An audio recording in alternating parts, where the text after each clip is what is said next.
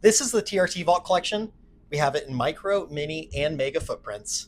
Each vial spot is cross-compatible, so you can put a 5 to 10 milliliter vial on its side, or if you have these small 1 to 3 milliliter vials, they'll fit vertically in the bores below, and that is found on each vault. So we take off one of those, and we got 2 spots there.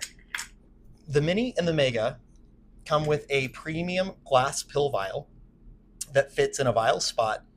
So if you're needing to take some medication or you have an aromatase inhibitor that you want to store with your kit, we've got you covered. And the lids are magnetic, which is very pleasing. And there's magnets on top and on bottom of the bases, so you can stack other vaults with these vaults.